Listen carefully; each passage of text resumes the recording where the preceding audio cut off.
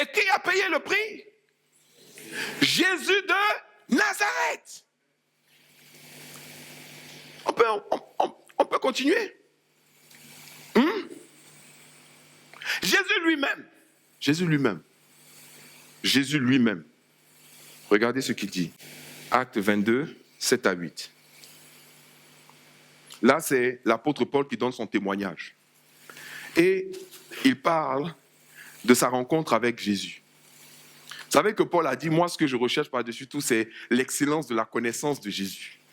Donc, pourquoi est-ce que les gens, en fait, ils ont un problème? Parce que quand ceux qui connaissent Jésus disent au nom de Jésus, ils ne disent pas le vrai nom de Jésus. Ils disent au nom de Jésus parce qu'ils connaissent le nom de Jésus. Ils savent que le Jésus dont ils parlent là, c'est Jésus de Nazareth. Est-ce que vous comprenez? Or, nous, on a du mal avec ça. On a l'impression que la puissance se trouve dans le nom de Jésus. Mais non. La puissance se trouve dans le caractère et dans l'autorité de celui qui a porté le nom Jésus. Ce n'est pas n'importe quel Jésus. C'est qui? C'est le Jésus de Nazareth. Parce qu'il y avait d'autres Jésus qui étaient des bandits, qui étaient des voleurs, qui étaient des menteurs, qui étaient des tricheurs. Mais il y a eu un seul Jésus qui méritait de recevoir ce nom. Vous allez comprendre pourquoi. Est-ce que vous voulez comprendre? Moi, j'aime les gens qui ramènent. Il faut saisir ça. Donc, regarde ce qu'il dit. Paul dit, quand je l'ai vu, je suis tombé par terre. Verset 7, je tombais par terre. Et j'entendis une voix qui me disait, Saül, Saül, pourquoi me persécutes-tu? Je répondis, qui es-tu, Seigneur? Donc, il répond à la voix, il dit quoi? Qui es-tu, Seigneur? Et le Seigneur lui répond. Et le Seigneur lui dit quoi? Lisez plus fort. Je suis qui? Je suis Jésus de Nazareth que tu persécutes. Je suis Jésus de Nazareth. Donc, le nom, c'est Jésus de Nazareth. Qui il est? Jésus de Nazareth. Très important. On continue. Dis à ton voisin, on continue. Prenons un moment dans la Bible. J'appelle ça l'anatomie d'un miracle. Dis à ton voisin, l'anatomie d'un miracle. Maintenant, tu vas savoir comment procéder, comment provoquer un miracle. Acte, chapitre, au nom de Jésus. Acte, chapitre 3. Acte, chapitre 3.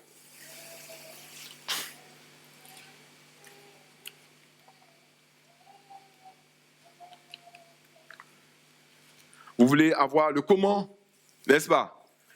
Vous voulez saisir le comment. Vous voulez saisir le pourquoi. Amen. Comme ça, quand vous allez utiliser ce nom-là, vous allez savoir comment l'utiliser et vous allez savoir pourquoi vous l'utilisez. Et vous n'allez plus avoir de doute parce que vous allez le connaître et le connaître certainement. Amen. Acte chapitre 3, verset 1. La Bible dit, Pierre et Jean montaient ensemble au temple. Vous connaissez toute cette histoire. À l'heure de la prière, c'était la 9e heure. Il y avait un homme boiteux de naissance qu'on portait et qu'on plaçait tous les jours à la porte du temple appelé la Belle pour qu'il demandât l'aumône à ceux qui entraient dans le temple. Amen. Cet homme, voyant Pierre et Jean qui allaient y entrer, leur demanda l'aumône. Donne-nous quelque chose. La Bible dit quoi? Pierre, de même que Jean, fixa les yeux sur lui et lui dit, regarde-nous. La Bible dit, il les regardait attentivement, s'attendant à recevoir quelque chose. Alors Pierre lui dit quoi? Je n'ai ni argent, ni or, mais ce que j'ai, je te le donne. Et il dit quoi? Au nom de Jésus-Christ de Nazareth. Fais quoi? Lève-toi et marche. Amen. Je n'ai ni argent, ni or, mais ce que j'ai, je te le donne. Il lui tend la main et dit, au nom de Jésus-Christ de Nazareth. Il ne parle pas de n'importe quel Jésus, il parle de Jésus-Christ de Nazareth. Le Jésus de Nazareth, au nom de Jésus-Christ de Nazareth, lève-toi et marche. Et le prenant par la main droite, la Bible dit, le prenant par la main droite, il fait quoi? Il le fit lever. Au même instant, ses pieds et ses chevilles devinrent fermes. D'un saut, il fut debout. Il dit, lève-toi, au nom de Jésus-Christ de Nazareth. Et il s'est levé. S'il avait dit, non, en fait, j'ai eu un accident, je suis né comme ça, j'ai eu ceci, j'ai eu cela, il n'allait rien recevoir. Mais il a reçu. Paul lui a dit, lève-toi, et lui aussi, il a fait l'effort. Mais au nom de qui? Jésus-Christ de Nazareth. Jésus-Christ de Nazareth. Au même instant, ses pieds et ses chevilles devinrent fermes. D'un saut, il fut debout et se mit à marcher. Il entra avec eux dans le temple, marchant, sautant et louant Dieu. Donc quand toi tu pries, et puis tu déclares la guérison dans ton corps, tu dis quoi? Au nom de Jésus-Christ de Nazareth. Pourquoi Jésus-Christ de Nazareth spécifiquement? C'est Jésus-Christ de Nazareth. Parce que c'est Jésus-Christ de Nazareth qui a porté nos maladies.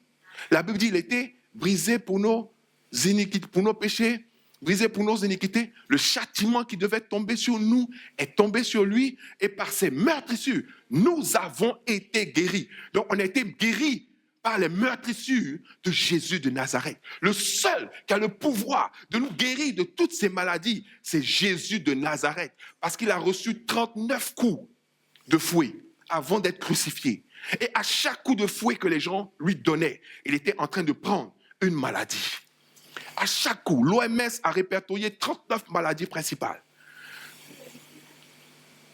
Toutes les autres maladies sont des combinaisons ou des dérivés ou des modifications, mais il y a 39 maladies principales qui ont été répertoriées.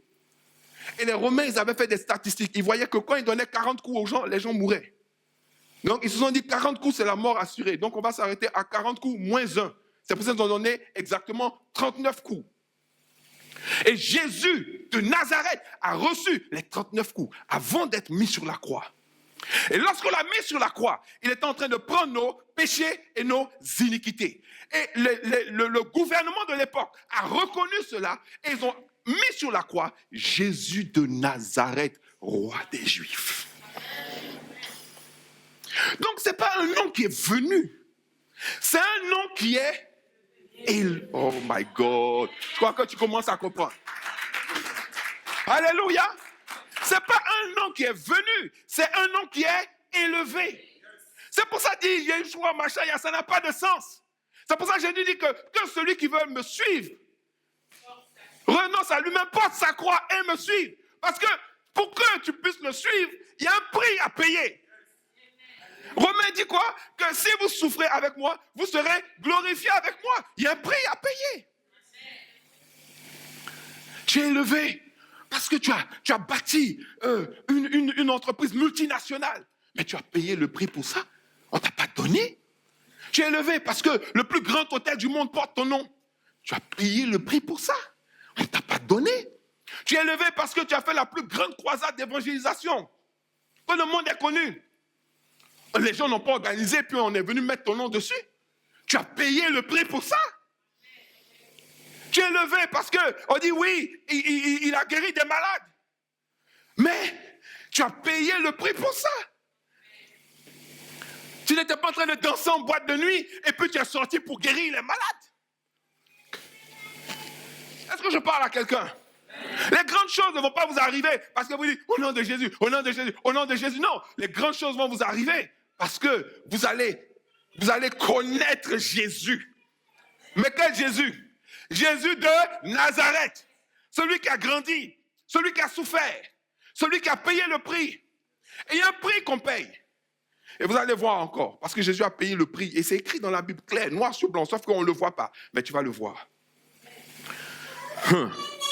Donc, on est toujours dans l'anatomie du miracle. Au verset 15, il livre le secret.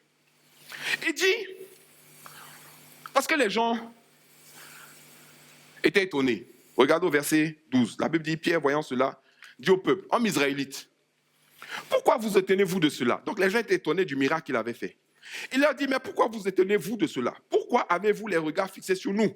Comme si c'était par notre propre puissance et par notre propre piété que nous eussions fait marcher cet homme. Et il dit quoi? Au verset 13, le Dieu d'Abraham, d'Isaac et de Jacob, le Dieu de nos pères, a glorifié son serviteur Jésus. Il a glorifié qui? Son serviteur Jésus. Donc, c'est le serviteur Jésus qui a marché sur la terre là. C'est de lui que Dieu a glorifié. Amen. Que vous avez livré et renié devant Pilate, qu'il était d'avis qu'on le relâchât.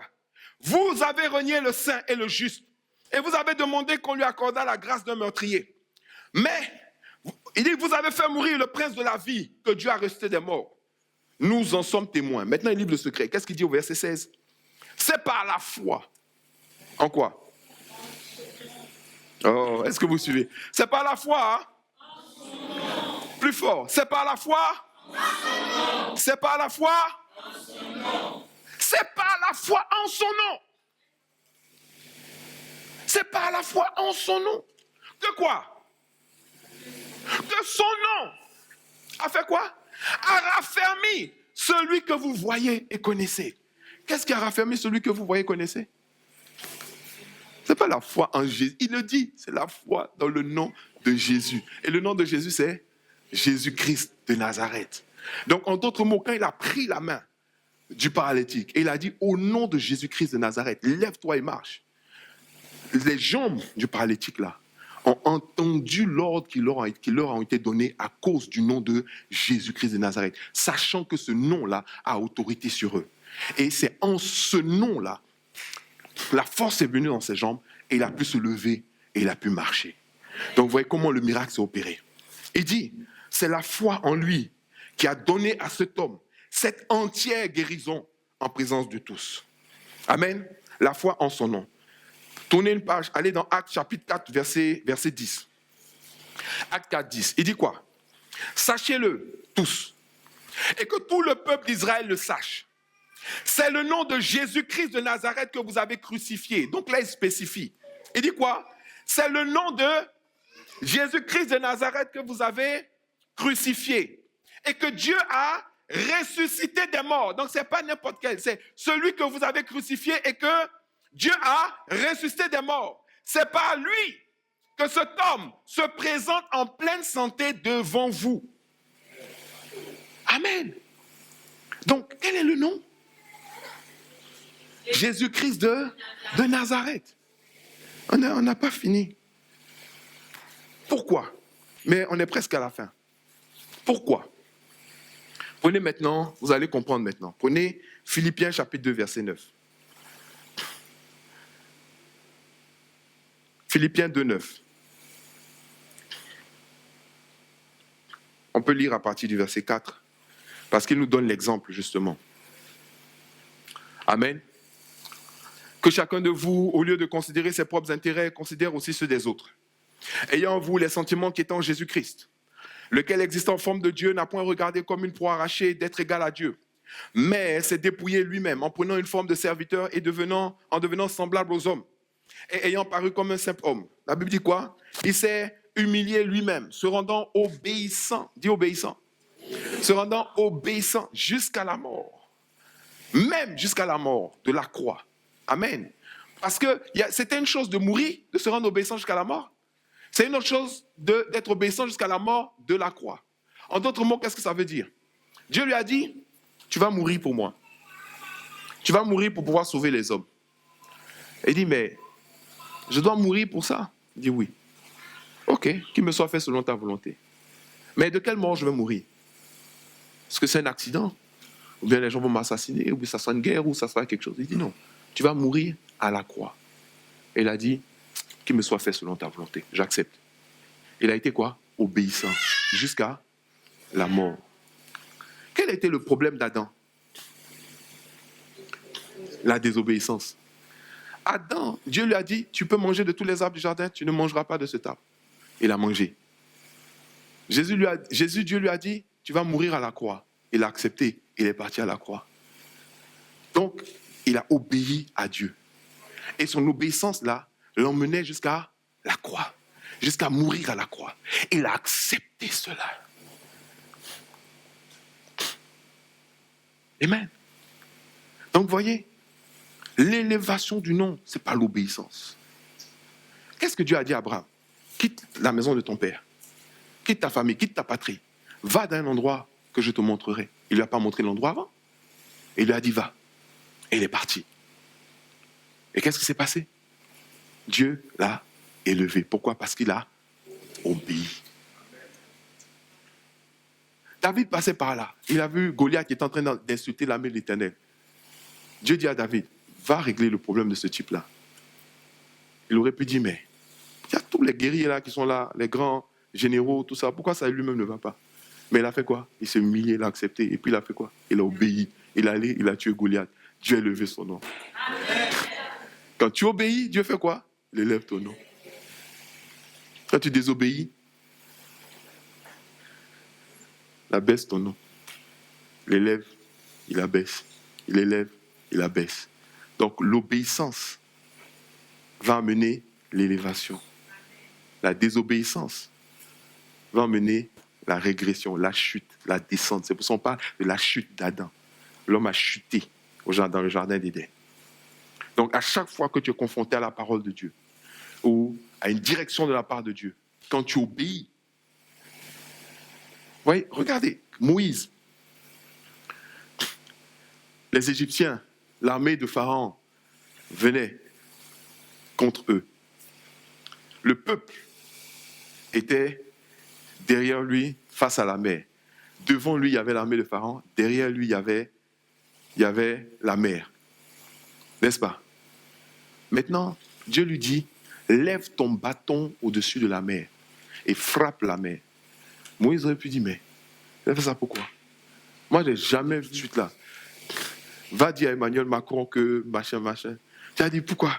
Il faut envoyer quelqu'un d'autre. N'est-ce pas? Il y en a plein comme ça. Je vais vous dire une chose. Franchement, je vous dis. Nous qui sommes là, on désobéit trop. Trop. Dieu dit, regarde ta collègue. Parle-lui de moi un peu. Ah non, il faut envoyer quelqu'un. C'est-à-dire que généralement, même quand les gens prient là, c'est Seigneur, envoie quelqu'un pour l'évangéliser, envoie quelqu'un. Mais toi-même qui es en train de prier là, tu ne peux pas aller l'évangéliser. Mais va lui parler. Dieu veut t'utiliser. Donc à chaque fois que Dieu te donne une direction, soit tu obéis, soit tu désobéis. Soit tu l'acceptes, soit tu refuses. Et c'est ceux qui acceptent et qui portent leur croix, qui voient le résultat. Ceux qui refusent, ils vont toujours rester à leur stade. Ou bien même ils vont régresser. Vous voyez? Vous allez être élevé par Dieu parce que vous allez obéir à Dieu. Et celui qui a été obéissant par-dessus tout, c'est Jésus de Nazareth. C'est pas n'importe qui, c'est Jésus de Nazareth. C'est Jésus de Nazareth. Regardez maintenant ce qu'il dit au verset 9. Verset 9. Souligne ça si tu peux.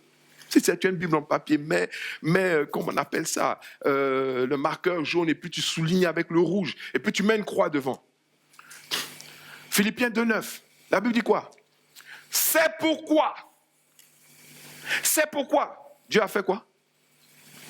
Dieu l'a souverainement élevé. Vous voyez? Son nom de Jésus là ne lui a pas été donné. Son nom a été souverainement élevé. Et lui a donné quoi? Le nom qui est au-dessus de tout nom. Afin qu'au nom de Jésus, quel Jésus? Jésus de Nazareth, tous genoux fléchissent dans les cieux, sur la terre et sous la terre. Ça veut dire quoi? Que Dieu a souverainement pris son nom et l'a dit, à cause de l'acte que tu as posé, à cause de l'obéissance dans ta vie, dans ton parcours, jusqu'à la mort, même jusqu'à la mort à la croix, à cause des trappes dans les cieux. Ça veut dire que, oula, écoutez-moi bien, ce jour-là, le nom de Jésus de Nazareth a été élevé dans les cieux. Ça veut dire que tout ce qui est dans les cieux est soumis au nom de Jésus. Sur la terre, ça veut dire que tout ce qui est sur la terre, tout ce qui est sous la terre est soumis au nom de Jésus. Donc Dieu a rendu le nom de Jésus-Christ de Nazareth le nom le plus élevé dans l'univers tout entier. Au nom de Jésus, au nom de Jésus-Christ de Nazareth, que Dieu lui-même accepte de t'écouter. Donc, laisse-moi t'expliquer. Tu peux adorer Rapha, tu l'adores, il n'y a pas de problème, il accepte. Jéhovah Shalom, il n'y a pas de problème, il va l'accepter ton adoration parce que on le connaît aussi en tant que Jéhovah Shalom.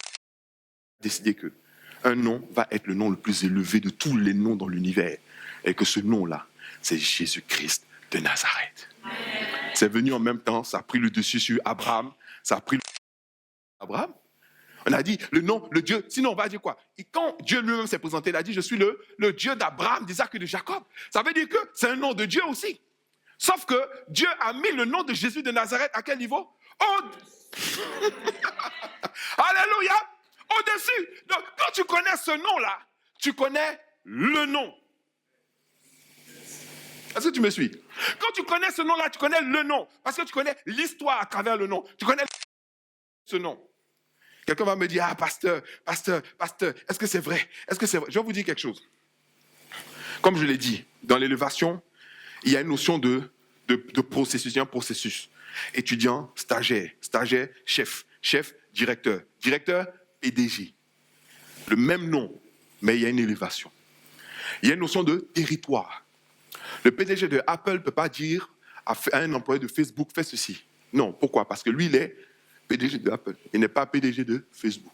Donc, quand tu donnes une autorité à quelqu'un, c'est sur un territoire. Le prix Nobel de mathématiques, c'est dans le domaine des mathématiques. Le ballon d'or, c'est dans le domaine du football. Les Oscars, c'est dans le domaine du cinéma. Le gars ne peut pas venir d'un pays pour dire, bon, je veux qu'on me ferme les frontières. On va dire, tu es qui? Il dit, non, je suis l'Oscar du meilleur acteur. On dit, mon gars, ça là, c'est à Hollywood. C'est pas ici. Donc, il y a une notion de territoire. Amen. Donc, Dieu a établi le territoire du nom de Jésus. Et il dit le territoire du nom de Jésus, il a dit, c'est pourquoi Dieu aussi l'a souverainement élevé. Et il lui a donné le nom qui est au-dessus de tout nom. Afin qu'au nom de Jésus, tout genou fléchisse dans les cieux, sur la terre, sous la terre, et que toute langue confesse que Jésus-Christ est Seigneur à la gloire de Dieu le Père. Quand tu fais ça, c'est pour la gloire de Dieu le Père. Parce que cette autorité-là, il attire du Père. C'est Dieu qui l'a transmise et qui a dit, ce nom de Jésus, je l'élève au-dessus de tout nom. Y compris du cancer. Y compris de je ne sais pas quelle maladie.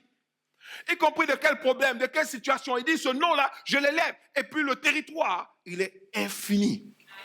Que ce soit les cieux, que ce soit la terre, que ce soit sous la terre.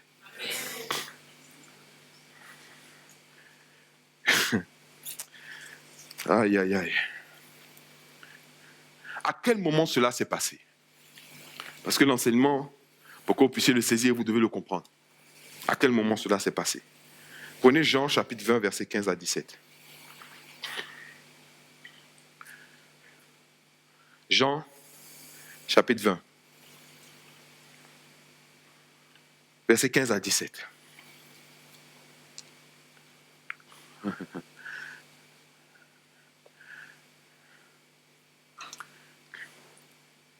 Vous connaissez ce passage-là où le Seigneur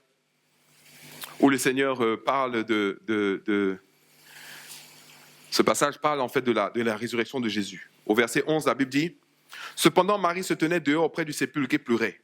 Comme elle pleurait, elle se baissa pour regarder dans le sépulcre. Et elle vit 2 anges vêtus de blanc, assis à la place où avait été couché le corps de Jésus. » Donc, on avait couché un corps là-bas et elle voit 2 anges qui sont assis à cette place-là. Ok. Ils lui dirent, « Femme, pourquoi pleures-tu » Elle leur répondit, « Parce qu'ils ont enlevé mon Seigneur et je ne sais où ils l'ont mis. » En disant cela, elle se retourna et vit quoi? Elle vit qui plutôt? Jésus debout. Mais elle ne savait pas que c'était Jésus.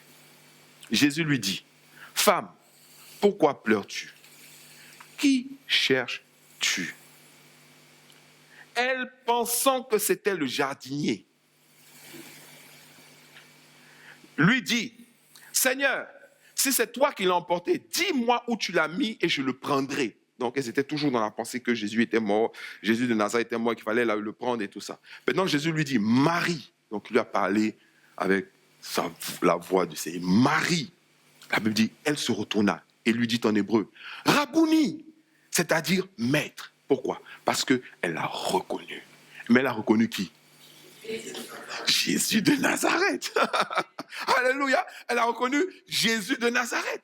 Elle lui dit maître, parce qu'elle a toujours appelé maître. Elle s'est rappelée, elle dit, donc il est. Parce qu'en fait, elle était dans la confusion. Pour elle, c'était comme un film. Même quand elle marchait sur le chemin du retour, pour elle, c'était comme un film. Donc elle ne savait pas très bien où elles étaient. Maintenant, quand elle a vu Jésus de Nazareth, elle a voulu le toucher. Elle a dit, Jésus, maître. Et Jésus lui a dit quoi? Regardez, il dit quoi? Ne me touche pas. Il dit quoi? Ne me touche pas. Car je ne suis pas encore monté vers mon Père. ne me touche pas, car je ne suis pas encore monté vers mon Père. Ça veut dire quoi? Que quand il est mort, il est d'abord allé, comme je vous l'avais expliqué une fois, la Bible dit, que veut dire il est monté, si ce n'est qu'il est descendu? Donc, il a où et il est descendu où? Dans le séjour des morts, où il a récupéré quoi? La clé du séjour des morts. Donc, il allait récupérer la clé du séjour des morts. Et il est venu, il s'est présenté à Marie. Mais il a dit à Marie, ne me touche pas. Pourquoi? Parce que je ne suis pas encore monté vers mon Père. Donc, ensuite, après ça, qu'est-ce qui va maintenant se passer? Il va monter maintenant vers son Père. Et il va aller dire à son Père, voilà mon sang. Et voilà la clé du séjour des morts. Ça veut dire quoi? Alléluia. Ça veut dire quoi? Mission accomplie. Amen. Et c'est là, Dieu maintenant le regarde et Dieu dit, c'est-à-dire le Père, il dit, ok, je te donne maintenant le nom qui est au-dessus de tout nom. Ça veut dire quoi? Je cite ton décret de nomination, qu'il n'y aura plus aucun autre sur la terre pendant l'éternité, quel que soit l'endroit, qui pourra avoir un nom qui soit plus élevé que le tien. Donc, ce n'est pas la peine de te fatiguer. Jéhovah n'est pas plus élevé que le nom de Jésus-Christ de Nazareth. Non. Jéhovah Tsidekenu, le Dieu d'Abraham, d'Isaac et de Jacob, ce n'est pas plus élevé. Parce que Abraham n'est pas mort pour toi. Jacob n'est pas mort pour toi. Jacob n'a pas accompli l'œuvre parfaite. Jacob n'a pas fait le salut. Quand Jésus est mort à la croix, il a dit quoi? Tout est accompli. Et c'est ce nom-là maintenant qui nous confère l'autorité, qui nous confère le pouvoir, qui nous confère la domination dans tous les siècles et dans tous les territoires et dans tous les âges et dans toutes les choses. Amen. Vous savez, dans Matthieu 28, verset 19, dans la grande commission, et là on a fini, Jésus dit à ses disciples, aux apôtres, aux disciples, il dit, allez par toutes les nations et baptisez-les au nom du Père, du Fils et du Saint-Esprit. N'est-ce pas? Mais moi, je vous mets au défi de lire votre Bible et de regarder toutes les fois que les apôtres ont baptisé. Ils n'ont jamais baptisé au nom du Père, du Fils et du Saint-Esprit. Vous savez pourquoi? Parce qu'ils connaissaient le nom du Père. Ils connaissaient le nom du Fils. Et ils connaissaient le nom du Saint-Esprit. Et ils savaient qu'il y a un seul nom qui qualifie le Père, le Fils et le Saint-Esprit. Et ils savaient que ce nom-là, c'était Jésus-Christ de Nazareth. C'est pour ça que quand il baptisait les gens, il les baptisait au nom de Jésus-Christ de Nazareth. Pourquoi? Parce que c'est ce nom-là que Dieu a élevé au-dessus de tout nom. Donc quand tu pries, et que tu pries, comme il a dit, tout ce que vous demanderez en mon nom, je vous le donnerai. Le problème, c'est que beaucoup ne connaissent pas son nom. Donc quand ils prient, ils ne savent pas de qui est-ce qu'ils invoquent, qui est-ce qu'ils prient, pourquoi, qu'est-ce qui s'est passé, ce genre de choses. Mais si tu dis, je viens au nom je prends un exemple comme ça, je viens au nom d'Emmanuel Macron. La personne, si elle doute de toi et de ton sérieux, elle va te demander, mais tu connais Emmanuel Macron? Tu vas dire quoi? Si vraiment tu viens en son nom, tu vas dire oui. Tu vas dire, ah bon? Quel est son repas préféré? Si lui le connaît, mais il n'est pas sûr que toi tu le connaisses. Je ne sais pas. Comment? Il va te demander des preuves que tu le connais. Ouais. C'est pour ça que ce n'est pas dans la bouche de tout le monde que le nom de Jésus est efficace. Sinon, ça va être trop facile. Il dit, tout ce que vous me demandez en mon nom, je vous le donnerai. Donc, n'importe qui s'élève. On m'a dit qu'au nom de Jésus, ça marche. Au nom de Jésus, comme si c'était une formule magique du genre abracadabra. Mais non. Quand tu dis au nom de Jésus, ça veut dire avec le caractère et l'autorité de Jésus. C'est pour ça que tu ne peux pas utiliser le nom de Jésus-Christ pour demander n'importe quoi.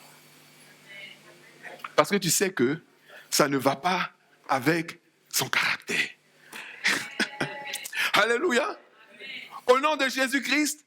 Mais quel Jésus? Parce qu'il y a des gens, pour eux, le Jésus, c'est l'acteur italien dont ils ont pris la photo dans le film Jésus et qu'ils ont accroché dans leur salon. Pour d'autres, Jésus, lui là, la photo que vous voyez, ce n'est pas Jésus, Christ de Nazareth. Parce que du temps de Jésus-Christ de Nazareth, il n'y avait pas de photographe. bien Jésus. Mais ce n'est pas Jésus-Christ de Nazareth. Même si tu prends une croix avec un homme qui est dessus, qui est représenté dessus, tu vas dire, c'est Jésus, c'est mon Jésus, mon Jésus. Mais ce n'est pas Jésus. Parce que le Jésus qui doit être sur la croix, ce n'est pas un truc qu'on a façonné. C'est qui? C'est Jésus de Nazareth. Or, Jésus de Nazareth, quand les gens sont allés le chercher, il avait... Alléluia. Il était parti. Il était parti. Amen.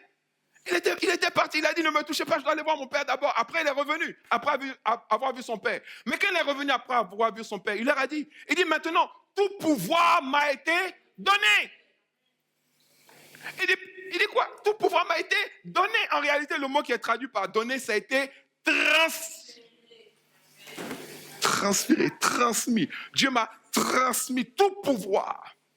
Dans les cieux, sur la terre, sous la terre. Le verset d'Éphésiens dit, dans tous les siècles, dans le siècle présent, dans le siècle à venir.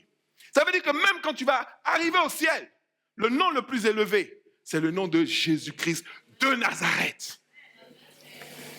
La référence, c'est Jésus-Christ de Nazareth. La clé, c'est Jésus-Christ de Nazareth. Donc quand tu invoques son nom dans une situation, en face d'un obstacle, en face d'un blocage, en face d'un problème, comme l'apôtre Pierre, au nom de Jésus-Christ de Nazareth. Parce que c'est ce nom-là qui a été élevé au-dessus de tout nom. On va se lever, on va prier le Seigneur.